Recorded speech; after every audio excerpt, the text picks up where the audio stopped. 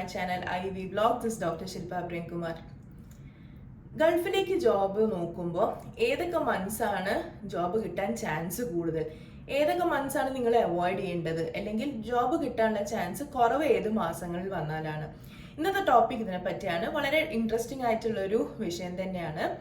കുറേ പേർക്ക് ഡൗട്ട്സ് ഉണ്ടാവും അറിയാം ഈ ഒരു കാര്യത്തിനെ പറ്റി. അപ്പോൾ ഈ വീഡിയോ ഡീറ്റെയിൽ ആയിട്ട് ഞാൻ കാര്യങ്ങളൊക്കെ പറഞ്ഞുതരാം. അപ്പോൾ ആദ്യം തന്നെ നമുക്ക് നോക്കാം ഏത് മാസങ്ങളിലാണ് ജോബ് കിട്ടാൻ ചാൻസ് കൂടുതൽ, ഏതൊക്കെ മന്താണ് പ്രിഫറബിൾ മന്ത്സ് എന്ന് പറയുന്നത്. ജാനുവരി, ഫെബ്രുവരി, മാർച്ച് ഒരു മിഡ്, ഈ ഒരു മാസങ്ങളിലാണ് പീക്ക് സീസൺ. അതായത് ജോബ് കിട്ടാനുള്ള ചാൻസ് വളരെ കൂടുതലായിട്ട് കണ്ടുവരുന്നത് ഈ 2-2.5 മാസങ്ങളാണ്.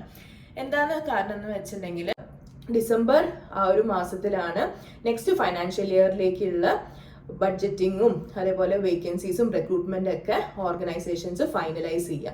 ജാനുവരി മുതൽക്കാണ് പുതിയ റിക്രൂട്ട്മെന്റ്സ് ഉണ്ടാവുന്നതും അതേപോലെ പുതിയ കാൻഡിഡേറ്റ്സിനെ ഹയർ ചെയ്യുന്ന പ്രോസസ്സൊക്കെ തുടങ്ങുക. മാർച്ച് മിഡോട് കൂടിയാണ് റംസാന്റെ ടൈമിങ്സ് ഒക്കെ സ്റ്റാർട്ട് ആവുന്നത്. അപ്പോൾ ഈ റംസാൻ മാസത്തിലാണ് ശരിക്കും പറഞ്ഞാൽ ഹയറിംഗ് തന്നെ ശരിക്കും നടക്കുന്നില്ല എന്ന് പറയാം, അല്ലെങ്കിൽ വളരെ കുറവ് ഹയറിംഗ് ഒക്കെ നടക്കുന്ന ഈ ഒരു മാസത്തിലാണ്. ഒന്നാമത്തെ കാരണം ടൈമിങ്സ്, അതായത് 8 മണിക്കൂർ ജോലിയുള്ളത് 6 മണിക്കൂർ മാത്രമാണ് ഈ ഒരു റംസാൻ ടൈമിങ്ങിലുള്ളത്. അതൊരു റീസൺ ആണ്.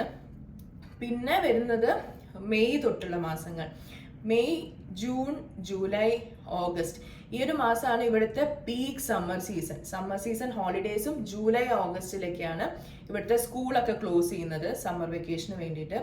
അപ്പോൾ ശരിക്കും പറഞ്ഞാൽ നിങ്ങൾ ഈ ഒരു ടൈമിൽ വന്ന് ജോലി അന്വേഷിക്കുകയാണെങ്കിൽ അത് വളരെ ടയറിങ് ആയിരിക്കും. ഈ സമ്മർ കാരണം തന്നെ നിങ്ങൾക്ക് ട്രാവൽ ചെയ്യാനൊക്കെ ബുദ്ധിമുട്ടായിരിക്കും. അപ്പോൾ എൻ്റെ അഭിപ്രായത്തിൽ നിങ്ങൾ ഈ ഒരു ടൈമിൽ ഓൺലൈനായിട്ട് അപ്ലൈ ചെയ്യാം, അതായിരിക്കും കുറച്ചും കൂടി നിങ്ങൾക്ക് ബെറ്റർ.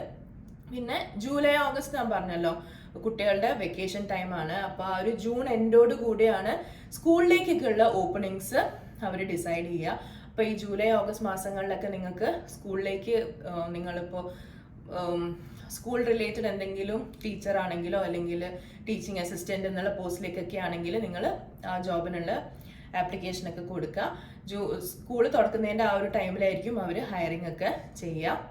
പിന്നെ വരുന്ന മാസങ്ങളാണ് സെപ്റ്റംബർ, ഒക്ടോബർ, നവംബർ, ഡിസംബർ. ഈ പറഞ്ഞ മാസങ്ങളാണ് ഇവിടുത്തെ വിന്റർ സീസൺ തുടങ്ങുന്നത്.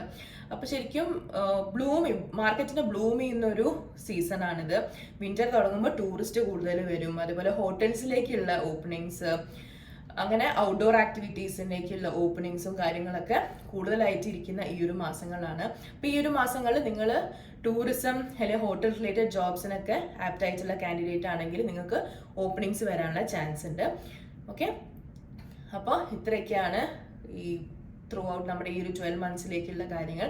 അപ്പോൾ നമ്മൾ ഓൾറെഡി പറഞ്ഞു പീക്ക് സീസൺ അല്ലെങ്കിൽ best season to come and look for the job എന്ന് പറയുന്നത് നമ്മുടെ ഇയർ സ്റ്റാർട്ടിങ്ങിനെയാണ്. January, February, March mid. തീരെ അവോയ്ഡ് ചെയ്യേണ്ടത് ഏപ്രിൽ. പിന്നെ ബാക്കി ഞാൻ പറഞ്ഞല്ലോ സമ്മർ സീസണും വിന്റർ സീസണിലും നിങ്ങൾക്ക് അക്കോർഡിംഗ്ലി നിങ്ങൾ ഏതെങ്കിലും പൊസിഷനിലേക്ക് അല്ലെങ്കിൽ പോസ്റ്റിലേക്ക് ആപ്റ്റ് ആയിട്ടുണ്ടെങ്കിൽ ഈ മാസം നിങ്ങൾ തിരഞ്ഞെടുക്കാം. ഈ ഒരു വീഡിയോ എല്ലാവർക്കും യൂസ്ഫുൾ ആയെന്ന് പ്രതീക്ഷിക്കുന്നു. മറ്റൊരു വീഡിയോയുമായി കാണുന്നവരെ stay healthy, stay safe. Thank you.